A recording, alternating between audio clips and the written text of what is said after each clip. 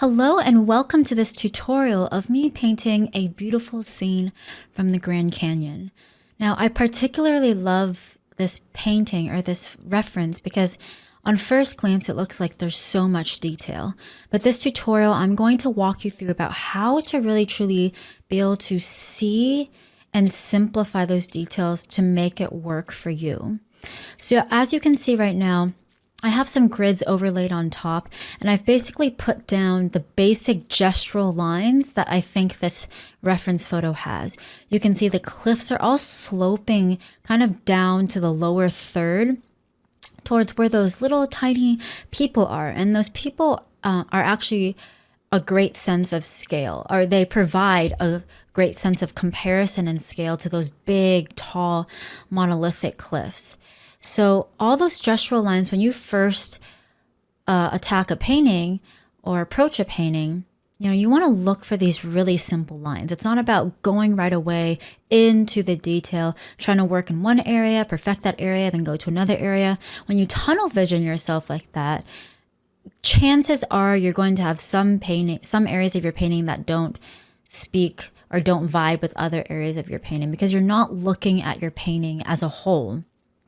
So that's why I like to analyze any reference photo I have from a larger scale at first, right? Where is my focal point? Where are all the gestural and visible lines pointing to? Where are all the physical lines as well, right? You can see there is some hint of perspective in this painting, regardless of the detail, because all those rocks are pointing kind of towards that lower third center, right? So even if I don't follow exactly, you can see that I can also keep that in mind as I paint, right? The shadows of the rocks will kind of point downward, not upward, because that would, if I made all the shadows and the light parts of the rocks go every which way, that might kind of distort and ruin the motion and the energy of my painting. So these are things that I look for before I start, right? Where is there stillness in the painting? And where is there more complexity? As you can see in another Grand Canyon painting that I did, the one that I just showed, I had simplicity and complexity. Not all areas were complex. Not everything was too simple. So it's that balance that I like to constantly think about, that balance between simplicity, letting areas rest, and complexity, whether that be more detail, more strokes in the right places, things like that.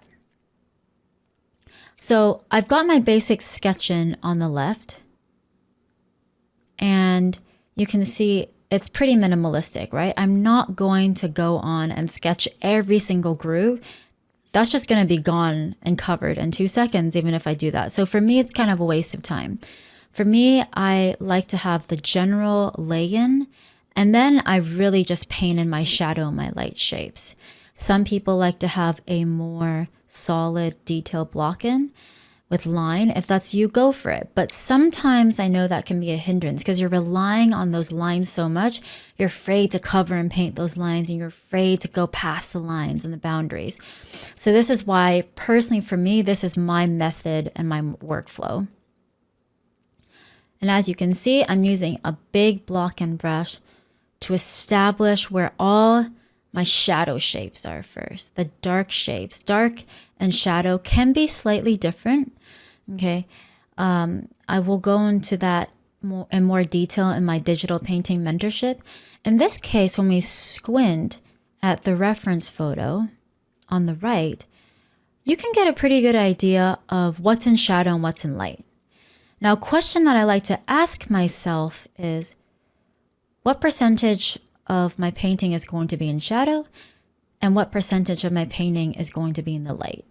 In this case, I would say it's about 80-20, maybe even 90-10, right? There's some really delicate rim light going on in those distant cliffs, right? Very beautiful. And really the only part that's lit is where those figures are, right? The little area down in the lower third.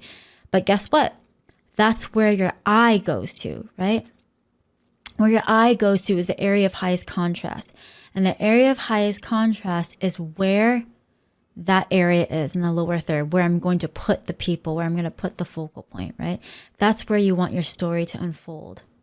Yes, there might be a lot of detail in the rocks that we see on the right, leading us in, but I'm going to simplify that. I'm not going to paint every single groove, right? That's your power and ability as an artist, to be able to not copy verbatim what you see in any reference photo, but to be able to design and tweak and make it work for your painting. But I'm nowhere near that stage right now, right? I'm still my block-in stage, as you can see. Another question I get is why I tone my canvas. I do this in my gouache paintings as well, so I figured why not do it in my digital paintings, right? It just helps for me to work off of a warmer background, and you can see that the brush I'm using right now, it's not completely solid, right? It doesn't have 100% opacity. There's a little bit of texture, and therefore that texture allows some of that warm undertone to seep through, and it just provides a little bit of this warm vibration that gives my painting more life. Versus working off of a white canvas, I always feel this need to cover everything, right? White doesn't really do much, and so this warmer undertone really helps the colors I'm putting on now vibrate a little bit more. It's all about those color relationships. Now, you don't have to tone it that color, right? You could tone it a cooler color. That will change your perception of all the colors you put on top. You can play around with that, though. I just stick with the same old kind of burnt sienna, sometimes more vibrant, sometimes more saturated, sometimes a little bit darker. I don't have a set color I tone every time. It's just something to alleviate myself of the fear of painting on a completely white canvas. So as you can see, I'm still putting down those block-ins. Now you might be asking, how do you know what colors you're choosing? At this point, my colors might not be completely accurate. For example, right now I'm already seeing that purplish tone I'm putting down might be slightly too saturated. I tend to put colors that are too saturated, believe it or not. I love neutral grays, and I'm always talking about them. But when I tend to put down colors, I tend to push them more saturated at first, and then I slowly whittle down and find that beautiful combination of neutral grays and slightly more saturated counterparts. So what I'm more preoccupied right now is making sure that my colors are more or less the right value, right? If they're not the right value, and let's say the background cliffs are too dark, right away my atmosphere is going to be sucked away, right? You're not going to get that sense of atmosphere.